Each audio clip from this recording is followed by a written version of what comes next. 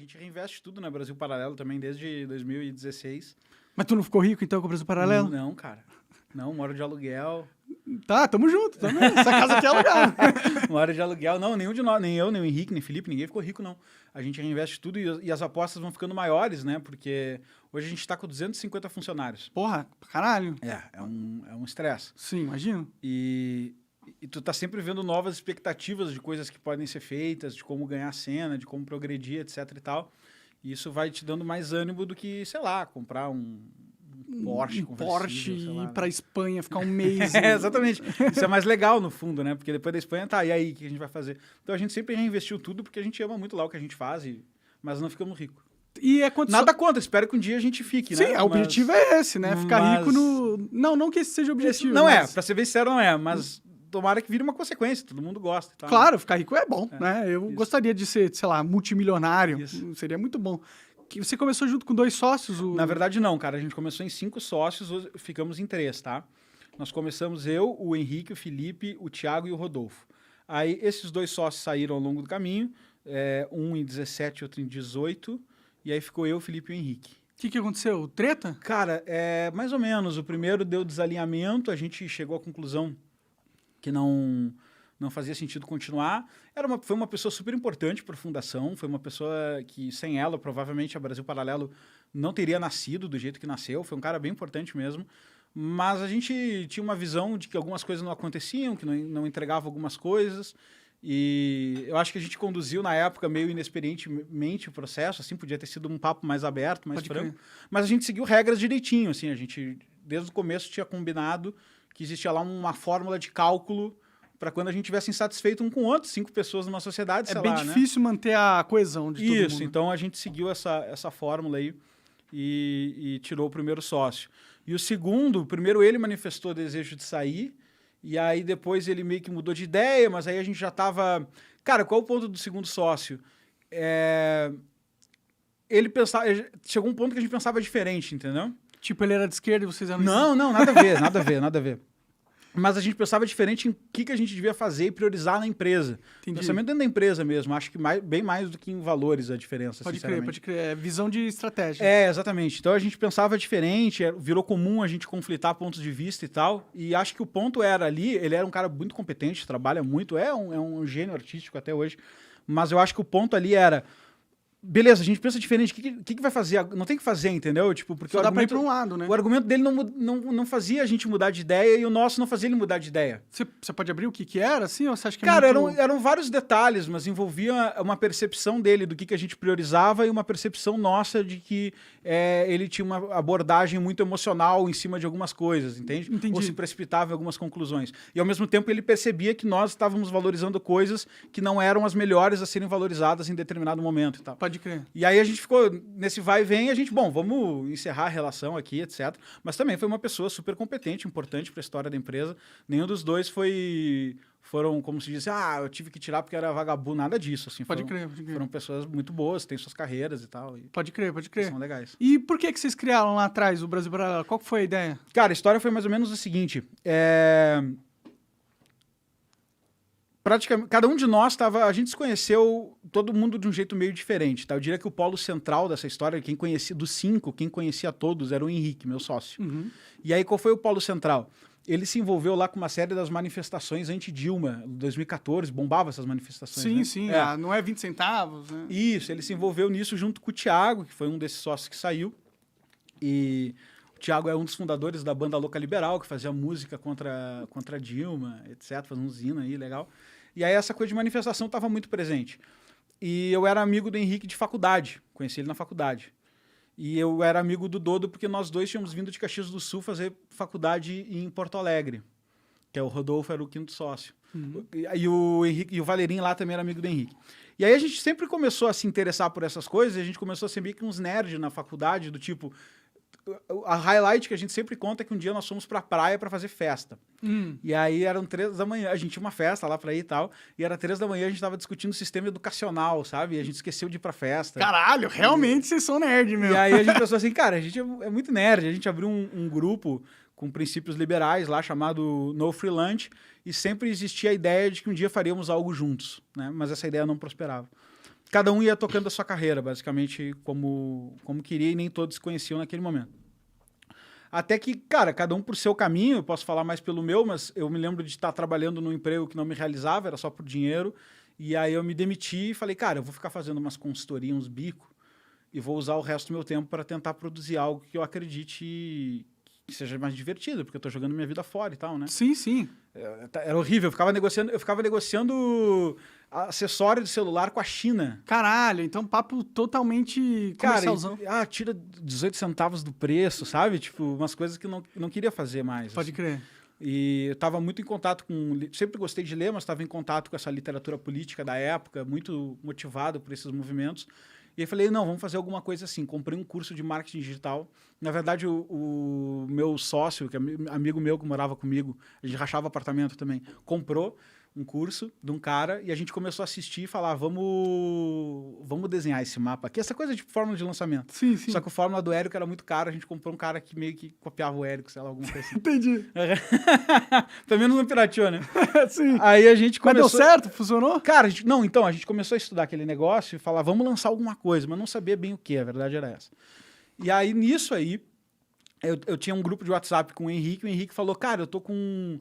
Alguém conhece um cara assim, assim, assim, para contratar, não sei o quê, mandou uma mensagem de emprego no grupo. E aí eu mandei para ele, falei, tá com uma empresa aí, qual é que é? E ele falou, não, aluguei uma sala aqui, etc., num coworking, lá em Porto Alegre. Eu falei, cara, deixa eu ver esse coworking aí, de repente eu quero alugar uma sala também. Aí o Henrique é um excelente vendedor, e nós fomos lá, fui eu e o Rodolfo, e aí em vez de ele me apresentar o coworking, ele já me apresentou a ideia de projeto, que na época era fazer um congresso online com essas lideranças, vamos colocar assim, da direita brasileira, que não tinham voz na mídia tradicional, e esse congresso lançar uma plataforma de crowdfunding para iniciativas privadas. Por exemplo, tem um buraco na sua rua, a gente faz um crowdfunding aqui e tapa o buraco na sua rua. Essa era a primeira ideia. A gente não fazia ideia do desafio tecnológico que era isso e tudo mais, né? E aí, cara, a gente achou tudo muito legal. E vamos mergulhar todo mundo junto. Sei lá, 2 dias depois a gente tinha levado uma mesa para lá. Tava sentado todo mundo no mesmo lugar. E 5 pessoas trabalhando. E levou 6 meses para nascer a ideia. E aí, no caminho, a gente descobriu que a gente ia levar essa mensagem através de documentário, de que a gente não ia abrir uma plataforma de crowdfunding, etc. E esse foi o começo. Mas a gente, um dia antes do lançamento, a gente lançou dia 4 de dezembro de 2016. Primeiro vídeo público. Nosso primeiro documentário. Nós não sabíamos o que nós íamos vender. Mas lançou sem saber o que era? Só tinha um documentário que a gente tinha feito. Ah, mas sabia... Então, mas isso que vocês iam vender o documentário. Não, cara, a gente decidiu botar de graça para todo mundo ver. Entendi. E a gente não sabia o que a gente ia vender. Ah, vocês iam usar o documentário como gancho para... Mais ou menos, porque era uma lógica mais ou menos assim, ó. A gente achou que tinha descoberto uma mágica, que era a fórmula de lançamento, dizia...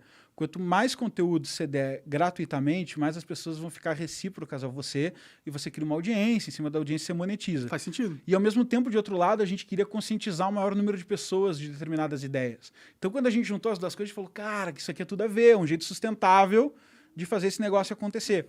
Só que tinha que criar um produto. E a gente não priorizou isso. Ninguém era da área de cinema e tal. Então, nós fizemos das tripas coração para conseguir fazer um primeiro vídeo. Do que era mesmo esse documentário? Congresso Brasil Paralelo. Eram 6 episódios. Ah, tá, entendi. Eram 6 episódios. O nome é Congresso, porque lembra que a ideia inicial era fazer um congresso online. Sim. Só que a gente começou a entrevistar os caras e um monte de gente se repete, um monte de gente se contradiz, umas entrevistas ficam chatas. A gente falou, cara, isso vai ser insuportável de assistir. E aí a gente começou, tinha uma apresentação lá que rolava, que o pessoal já usava nas manifestações, e a gente começou a tentar encaixar aquilo ali, ver como é que foi. O Felipe começou a fazer uns testes. Nasceu uma espécie de vídeo, vamos fazer um roteiro, quando a gente estava fazendo um documentário. Pode crer. Foi tudo orgânico, ninguém... Demorou, nem lembro quando apareceu a palavra documentário. A ideia foi evoluindo, né? Muito aos poucos, muito no detalhe, assim. Entendi. E aí a gente lançou 4 de dezembro, 3 de dezembro a gente não sabia o que a gente ia vender. E aí 3 de dezembro a gente estava de madrugada, virado e tal, fazendo reuniões, falando, não, vamos vender as entrevistas na íntegra e tal. E aí a gente vendeu as entrevistas na íntegra e a gente inaugurou uma coisa que até hoje é muito forte, que eu acho que é um dos segredos ali, que é o marketing de transparência. Isso foi uma coisa que eu percebi que... Eu percebi, não, todos nós criamos isso juntos e sem saber... Não era consciente na época exatamente, né? Mas a gente falou, cara, com essa coisa liberal, eu tô vendo que tu tem um monte de livro liberal ali, Sim, era o seguinte, pô, o cliente, todo dólar, todo real que ele gasta é um voto para sua empresa continuar existindo. Sim. Então, vamos explicar melhor pro cara essa lógica e dizer que, cara, quando você compra da Brasil Paralelo, você não está só comprando o produto, você está financiando a existência da Brasil Paralelo.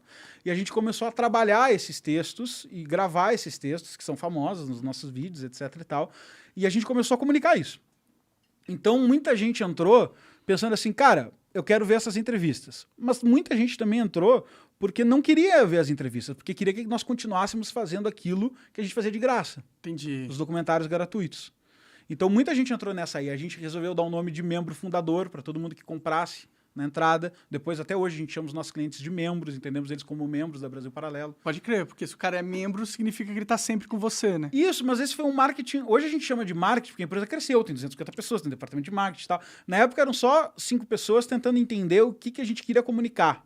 E o que a gente queria comunicar é que as pessoas tinham que fazer parte disso. Se associar a uma ideia de promoção de ideias, de reforma cultural, etc., para que a gente conseguisse levar isso adiante. Deu super certo na arrancada, a gente achou que era sorte de principiante, mas a coisa Mas foi acabou fluindo. não sendo, né? Hoje a empresa está em outro timing totalmente diferente. A gente tem consumo, cursos, plataforma, streaming, originais, etc. Mudou um pouco a lógica, né? Saímos bastante disso. Esse marketing de transparência nos acompanhou nisso. A gente falou que precisava de dinheiro no começo para continuar, continuou falando isso ao longo de 17. Em 18, a gente falou que precisava de dinheiro para crescer. Em 19, nós arriscamos a mudança para São Paulo e passamos um ano produzindo uma trilogia do Pátria Educadora sobre educação no Brasil, que foi ao ar, tipo, algumas semanas depois de estourar o Covid. Pode crer. Cara, eu lembro da gente reunido no escritório, o escritório estava em obra, a gente tinha vindo para São Paulo, os custos triplicados, era um caos. E a gente pensava, cara, a gente vai falir. Porque não vai nem poder usar o escritório agora. Porque tá tudo custando muito caro, a gente não tá ganhando dinheiro, e quem é que vai querer saber do problema da educação brasileira? Quando tá preocupado se vai morrer ou não de Cara, Covid. o Covid era... O Átila recém tinha feito aquele vídeo de que ia morrer 1 milhão de pessoas. Sim, tava... Era esse o timing. Rolou muito uma propaganda de... O mundo vai acabar, tá todo mundo fudido, não sai de casa, não abraça sua família. Cara, esse era o timing. E a gente falou, cara, a gente vai falir. Vamos quebrar. Trabalhamos muito para entregar o filme, que era uma coisa que a gente queria fazer, conseguimos. E a gente falou, cara, vamos... De novo, essa coisa do marketing da transparência que foi se afinando com o tempo, né? Vamos fazer o discurso mais honesto possível que a gente pode fazer da entrada desse vídeo para o cara entender a situação. Cara, e a gente contou que a gente foi para São Paulo, qual era a nossa situação financeira, que a gente baixou o preço para R$10, que era o preço mais barato que a gente podia baixar. Cara, e a gente fez um vídeo de 8 minutos, é uma ladainha, um drama, digamos assim, mas ele é 100% verdadeiro, ele não tem nenhum pingo de mentira. Uhum. É 100% verdadeiro, ele é 100%, cara... Pegaria mal pra uma empresa te contar isso. Né? Isso, sim. Te pegaria mal pra uma empresa te contar isso, entendeu? Sim, sim. Mas... Cara, eu tô pra quebrar, se vocês não gostarem desse produto aqui, eu vou quebrar. Pode crer. E aí, pum, vendeu, super bem. Super bem. E a partir de então, a gente já adaptou. Como tinha vendido, vendeu realmente muito bem, porque também a questão do preço, mais barato, tudo isso destravou uma série de coisas. Mas a partir dali, a gente já foi adaptando o discurso. Nós não vamos continuar falando em não quebrar. Uhum. A gente vai falar em continuar, fazer mais. Sim, sim. E aí, quando a gente atingiu um determinado patamar, a gente mudou o discurso de novo. Agora é discurso para crescer. E nós tomamos uma decisão que eu acho que nos deu uma vantagem competitiva, que é nós resolvemos abrir os nossos números com os nossos assinantes antes de qualquer outro, mídia, etc. Né? Então a gente comunicou faturamento, a gente comunicou quantidade de funcionário, lucro, a gente expôs isso em live, mandou em PDF, etc. e tal. Entendi. Isso aproxima os seus membros, né? Eles falam assim, os caras... estão mais próximos de mim mesmo, estão mais conectados, eles não estão me enganando. Isso. E aí, a partir de um determinado patamar de faturamento, hoje já é uma empresa que vai faturar 100 milhões de reais esse ano, mais, aí não faz nem sentido só falar em crescimento, aí tu já te obriga a proporcionar para o teu cliente uma plataforma de consumo. Então, a gente fez um streaming, disponibilizou para a TV, tem todo um time de tecnologia, fechamos contrato com a Sony, com a MGM, PBS. Que da hora. Que tipo de contrato é esse? Para comprar filmes. Deles? A Folha de São Paulo nos chamou de Netflix da direita. É mesmo? Legal, é um bom elogio esse. Eu acho que foi uma evolução muito boa. Porque... Se comparado à Netflix, tudo bem que a Netflix hoje em dia não tá indo muito bem, mas... Mas eu acho que foi uma ancoragem boa, porque, pô, a Netflix é uma marca grande, então te dá a maior dentro do streaming, né? Isso, então foi um negócio super bom pra gente. Foi um lançamento que a gente fez em outubro agora, deu super certo, e a gente tá investindo em cada vez mais conteúdo para assinante. Porque, cara, a nossa lógica é bem simples. Tu tem que fornecer valor.